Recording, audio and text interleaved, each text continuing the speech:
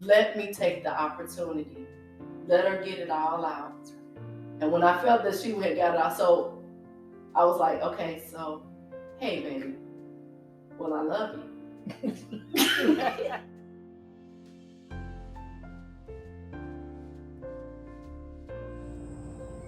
Hello, and thank you for joining me. This is Dewana Carl, and I am the host of Oiwuri and Friends. Look, have you ever been trying to evaluate those friendships that's in your life? Like you trying to really figure out, is this truly my friend? Or maybe you're trying to decide, are you that friend? I mean, it's one thing to recognize the people around you being friends. What about are you? Are you the person that people need you to be? Hold on. Let's see what we're talking about, and let's evaluate that as you listen and you kind of peep in on the conversation. Who's sitting at your table? Who truly are your friends? Let's check it out. You're just reading and we're following instructions. Each of us, who's at the table? The importance of choosing your circle of influence. Each of us has a table. We have people in our lives that bear great influence on us. We create our circle of influence by invitation. We sometimes forget that it's our table, and we get to decide who gets a seat and who will have to sit elsewhere. Everyone seated is connected to each other through the people on either side of them. But a table is also definite in that it only has so many seats. That means we should be selective and strategic about who is seated at our table. Do you have, no, we don't have 8 people. Okay. No, keep reading, it'll make sense. Okay, do you have these 8 people at your table? Coach, this person helps to be better. They share values, 5-yard penalty. enables you to grow. They hold you accountable for the things you say and you want to achieve. They help you to, wow, she just did that. Anyway, they help you to move on when you want to sit. Cheerleader, this person makes you feel good all about yourself. They help you to remember how great you are. They bring you joy and make you laugh. Iron sharpener, woo, woo, woo. This person sharpens and refines you. They may also point out in love where you're not being your best. They do so because they love and they want you to be your best, and not just the best you feel like doing. North Star, this person has achieved something you aspire, and they serve as a great example that one can guide, stretch, and sharpen you. Motivator, their lifestyle is light. You want to duplicate their goodness, humility, kindness, and faithfulness. Y'all holler back to me. But anyway, action person. They are the go-getter. They make excuses that make it happen. They don't complain, they get it done. Get it done. They pick up the paper on the floor, not pass it. The just do it folk. They serve with joy. My mentee, the people younger than you, that you're pure in knowledge to help them grow. Influencer, the well-connected person. They always seem to know the person that you need to know to accomplish something in your life. All right, okay. So, but remember, your circle of influence is by invitation only. It is an exclusive list that should be reserved only for those who will add value to your life and to whom you can add value. Many are called, but few are chosen. My God. Wow, I like that. Let's meditate.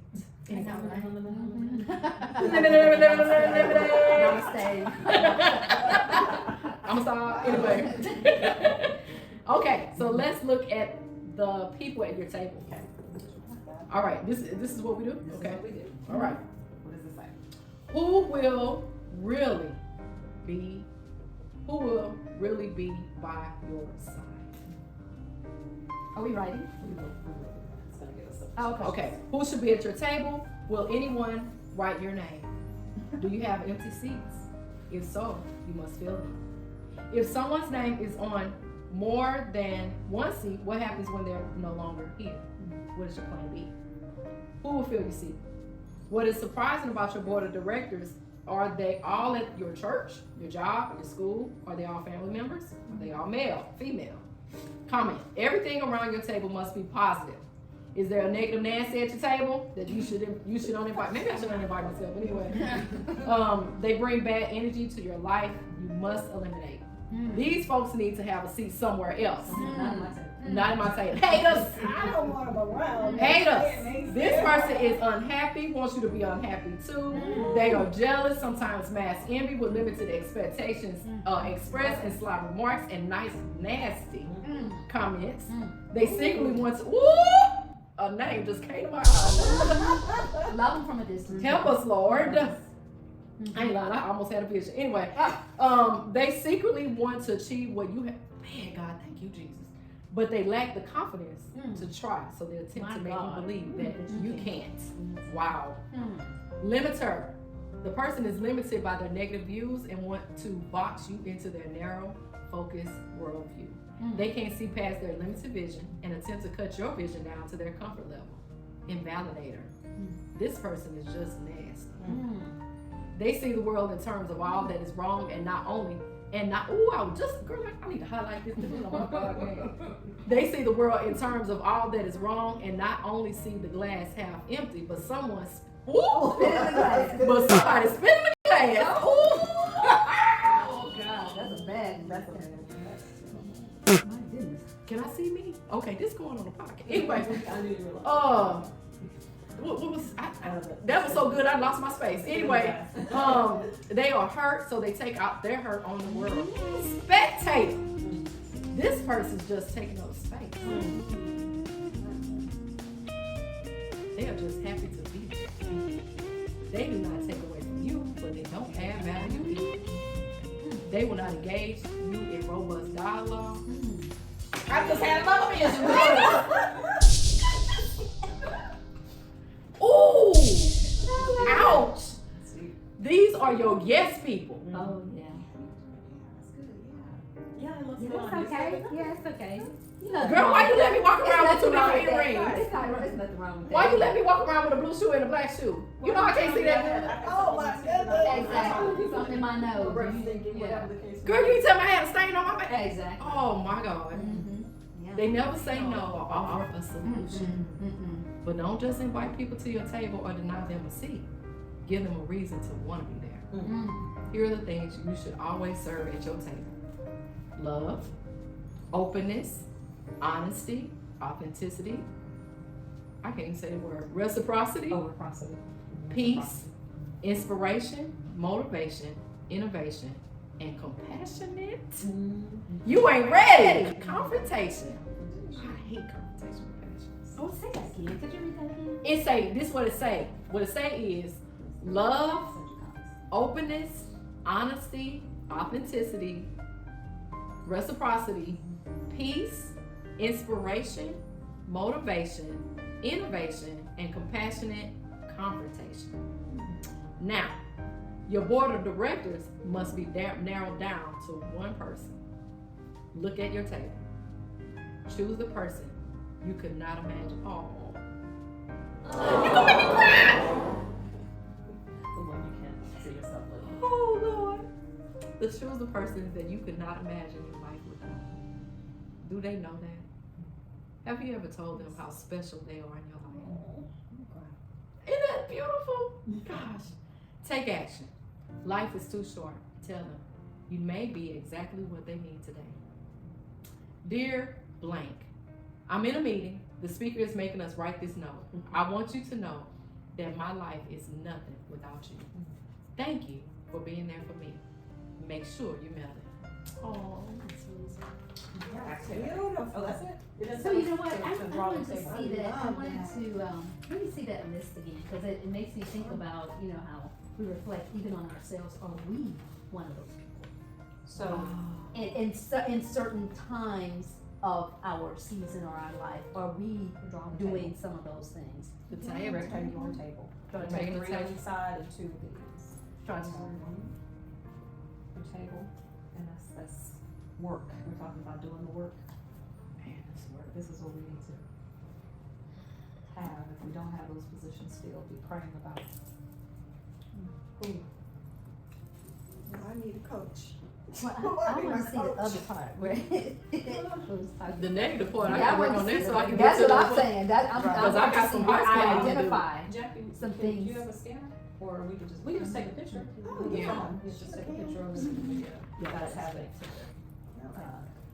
Yeah, 'cause, you know, you know, when we talk about intentionality,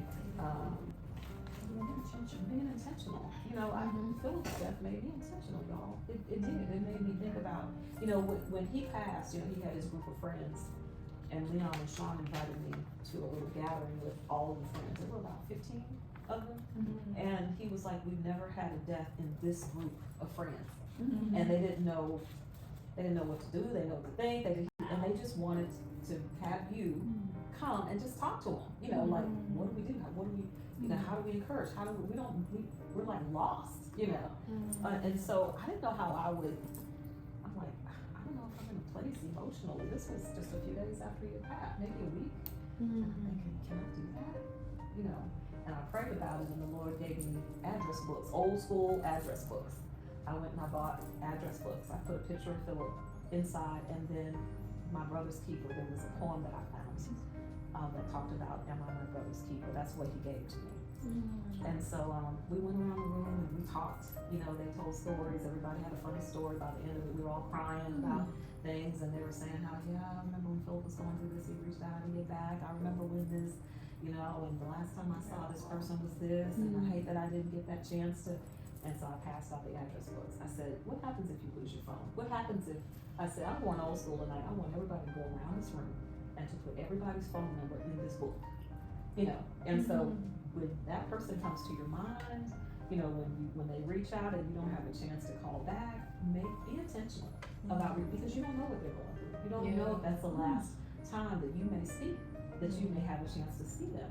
So whatever reason that name came to your mind, or that thought, or they called, or whatever, then let's be intentional about reaching out, you know. I'm not gonna lie, we was, what was that part?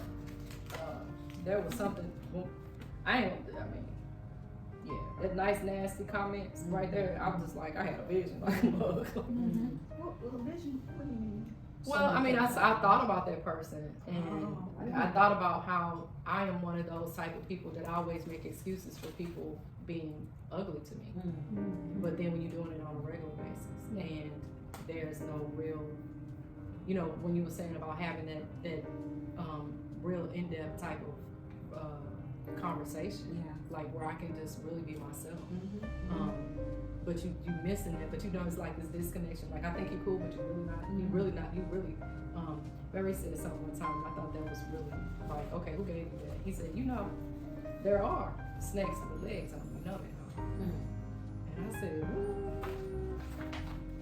He said, yeah, we got a bunch of them all around this yard. He was talking about on his job, and I thought, wow, that's crazy. Because I'm just one of those people that I always see people best. I give them the benefit of the doubt that really they didn't mean it. And I'm always trying to give people a chance. But some people can be very leechy. And we should. I believe we should give people the benefit of the doubt. But when they continue to prove themselves toxic, or when they continue to, you know, hurt you, or when they continue, okay, let me pay attention. You know, I've given you the benefit a couple of times, but you're continuing to hurt me, to you know, injure me, you're toxic in my life. Right. Every time we talk or the phone rings. Yeah, I forgive you, but we gotta have some distance because you're toxic. Right. And so I just, you know, even with our there was Sydney and I had a really good trip, but there was a lot of challenges that we could talk about, of course. But she asked me a question, and I said, you know what? I'm in a season in my life that this is a stress-free zone. I'm in a stress-free place in my life. Stress-free, drama-free, you know, all of that stuff. That part. When people start dealing with it, I'm like, I love you, and I know that you're going through that. That's your reality. It's not my reality. I'm not trying to be rude, but right now, I can't handle that situation. I said, this month for me is a very sensitive time anyway. My mom, my daddy, my son, my husband, all in that. You know, and I'm like, this is a very sensitive time for me. And so when you come in with that stuff, it's like, no, I don't want to hear that. There's no. And I think Don't it's bring okay that to me. say that too. I do. You know? And when they talk about being, as you get older, you just become a little more, I don't know if it's age or it's just maturity and Yeah. not wanting to. You understand your little. Well, you made it halfway through. This is good. I had to take a moment to slow it down and say this. If they're not serving, not just they, you and your friends, regardless of what title that you give them, is there love in your friendships? Openness, authenticity, reciprocity. I mean, how many of us have been in friendships and maybe they didn't feel the same way that we did? Honesty, innovation, inspiration, and healthy confrontation. Look, if this is adding value to your life, I hope you hit that like, subscribe, and notification bell for more. Now let's keep going. Oh, wait. It is okay to do, that is okay as we get older. Right. But this is funny because I thought about this the other day. There's a commercial, what's that commercial, the insurance commercial or something when he's trying to teach the people how to become their parents. And he says, Jim, no, don't do that because you don't offer advice. Right. That's the sign of an old person that's always offering their opinion. People don't want to always hear our opinions, even though we feel emboldened because now we can say certain things, but people don't want to always hear our opinions. No. Young people, that is a sign of being old. When you're always offering what you think. Well, baby, what I would do. And that's how we. When you start exaggerating, but anyway. And so my journey with my daughter this week, she's like, I didn't really want to tell you this because I felt like you may look at this a different way or whatever. And I said, you know what? I'm at a place right now. I've been through stuff, and it took me having to, fall down, scrape my knees a few times, and understand that this is. I'm like, who am I to judge? I may have done that 5 years ago, maybe even more recently, but. Because that's your stuff. That's your stuff. And I'm here to catch you, support you, hold your hand, pat, rub you on whatever you need to do. I'm not going to judge you. I'm not going to. Baby, I ain't got time for it. I know. I'm like, I'm trying to figure it out. I love that. Drama free. This is a drama-free, stress-free house. It's just, Hey, I'm with you on that all the way. No. No, don't tell me. Don't tell me. I don't want to hear that. Right. I can't listen to it. If it's negative, don't come to me with that. Please. Right. I mean, this is can't take it.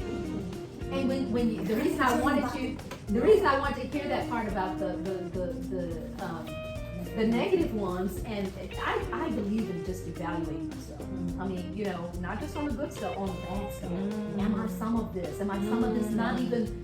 Is this a whole me? Am I this sometimes? Right. When I don't need to be this, am I a yes person all the time? Am I okay with telling you that, that's so negative? Why don't you, you gotta focus on something, you know what I'm saying? Yeah, because it's easy to say all the people that you know, but then you ask, are you one of those bad persons? That's the part that we have to continue to evaluate ourselves. Am I one of these that I really need to allow God to grow me from? That's the part I was thinking about that. Are we okay with being that person that is on the flip side of that so you can grow with me being able to say in love? It's like, Right. come on, you know that's not right. Right. Like, do you know you're coming from a place of being defensive all the time? Right. Can you pray for me? Can you pray with me? Right. Yeah. Fast and pray with me? Or am I too busy trying to avoid the confrontation? That's where I'm going with that. Am That I part too right busy? there. Am I Ooh. too busy worried about somebody being so offended, even when I come in love? Am I going to worry about the fact that, or either what she, I just don't, I don't feel like that. Jackie Hill Perry said something the other day about confrontation, and she was just talking about sharing the good news and stuff. And she said, have you ever thought about that when you don't share the word of God with people, that really is because you love yourself too more than you love the person that you need to share it with. And I thought, oops, wow, that right there, that part, oh my goodness. That's a real perspective. Like, I don't know how many years I kept saying, well, how I do it? What should I say? How, you know what I mean? Like, but love people enough to tell them the truth. I mean, and it's easy to say depending on what it is that you're talking about. But the word of God, that's what.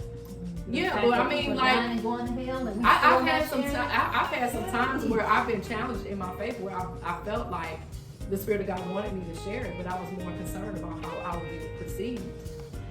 You know, so I didn't share it. And you know, you wonder how many people's lives would have, maybe somebody's life would have been saved, and not just saved from death, but saved psychologically, mentally, physically. I mean, like wherever they were in their lives. Yeah. You know what I'm saying? Like wherever you are, you just don't know where people are. Yeah. You know, you just don't know where people are, and you don't know how that story is gonna land on their spirit. You just don't. And you know what I think we don't fight enough for the friendships, the relationships that we have. We, you know, we kind of go through the motion, and it's like, oh yeah, I'll talk to you. It's about time. I talk to you in a while, I see you in a while, and whatever. And you know, like. A lot of times, I slip all the time, all over the flow. Yep. So they got us together. What's her name? Oh, thank you. Oh my gosh, I couldn't remember. How she said how valuable relationships are, and this reminds me of that. Sometimes we think a friend is supposed to be an all-purpose. You know, that's how I used to think friendships were. Yeah. Like that person should be the person I talk to, I pray with, we go hang out, we this and that. You know, and when they didn't fit one of those roles, I'm like, they're not my friend. Exactly. Yeah. That's not a friend. But I realized that no, this one is the one that you know, that when you need prayer, you think about this. This is a person when you're really struggling with someone, you know, you may call that person and say, hey, I'm struggling with this. This is the one that you could tell the stuff that you don't really want a lot of other people to know. You're just raw with it, you know. Not everybody's in, you know.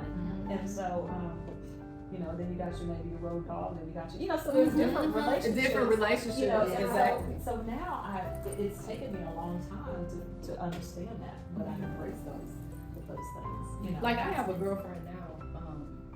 I promise you, she is that girl that will say, "Girl, we need to confess. Can I confess my sins?" Like I'm Jesus. Confess my sins. I'm like I'm the only. But you know what? She's created that environment where I can. When I'm in this place, that I'm really scared to tell y'all because you know y'all drop. You should be that way. But I mean, seriously, like I have this level of respect for you guys. You know what I mean? Like, is that? I don't know. Don't be offended. I mean, that's just y'all know I probably share too much. I mean, like she's a girl that I can tell a lot of stuff to, and but then there are other things that I don't share with her because that's just not where she is. You know, that's not where she is. But there's a lot that we can talk about, and I've come to appreciate. But that, you know what I mean? Like, and it's a growing friendship. So what you were saying, like you can't be offended. Like she just recently got married, and I was offended. Like, why wouldn't you? And I think that I had to get past that. Why wouldn't you? Why wouldn't you invited me? Okay. And not that I wasn't invited, but I think she has a level of respect for me because there was a part of her life she didn't want to show. Sure. You feel me? Do that make sense? Yeah. Like there was a part of her life that I think that she wasn't necessarily proud about. Right. And didn't think that I would accept it. You know what I mean? Like what I just said to y'all. Like there was this part of me, like Barry said to me, he said he saw you coming out the church one day. And he felt like he was just going through, like, you know, Barry and I, we both are very, I think I'm probably more older than he is, but anyway, he felt like he was really going through with me. And he saw you, and he was like, he wanted to stop you and say, do you know what she's going through? You know? Because he was like on the cool, trying to say, you know, he knew what I was going through privately, but nobody else. Like, it was a shock to everybody else, but he knew. I mean, I'm married to him. He knew. And I was like, I'm so glad you didn't share it. But then now, I after spending some time with her, I know that I could have shared it, but the shame of not willing to just step out to see, you know, because I had this whole idea that nobody had problems like that. I mean, Satan used that trick on all of us. like nobody's struggling like this, like, you know what I mean? Like, He used it on all of us. they Christians. Oh my. I can't tell, like, I can't tell them what this has been going on for a while, but I can't, because what are they gonna think of me? But deep down in me, I didn't know that was what really the issue was. So I was like applauding him, thank God. Cause that girl gonna be looking at me crazy and she gonna be, you know, but then after I got a chance to know you more, I was like, man, we could have been I didn't have to Go through We it by could have yourself. been there. right. So Yeah, because I remember, whew, all that, man, dealing with, you know, for years, and we hadn't met too long before you started dealing with all that craziness. I dealt with my craziness, you were sharing it, but Yeah. hey, somebody gotta tell me. Because I think I had met you, and I remember when I think you first called me, or I called you. First of all, I thought she was kind of cuckoo, okay? One day I looked in the rearview mirror and she's behind me. What's going with this girl? And I remember the first time I called her house, I thought your last name was Lopez. And I said, so is this Jackie Lopez? Lopez. I didn't know it was Lowe. not Lopez. Yeah, but that was because J-Lo. yeah, that was because we were right over here. Off of Yeah, Monologue. That's right over here off of Monologue. That was too funny. Oh, okay. I'm just gonna you know, walk. And it's no refined sugar. It's made Yeah, with that part right here. Uh-huh. Yeah. honey and We started walking together. I just pay for And it. before we knew it, we were gelling. We just, because God, we didn't really know. It's just a big difference in age, but still, you know. Yeah. God just started manifesting His Spirit. Isn't that amazing how God put us all in the same group? I mean, and then. Thank you for joining us. I hope you found this content to be valuable as I shared. And join us again. Next week, this conversation actually continued, and we talked about the thing that many of us fear the most, and maybe even causes a lot of us to go off into maybe deep depression. That's called, the thing that I'm thinking about is grief. Anyway, until next time, let's evaluate our friendships and have a blessed, a wearying kind of day.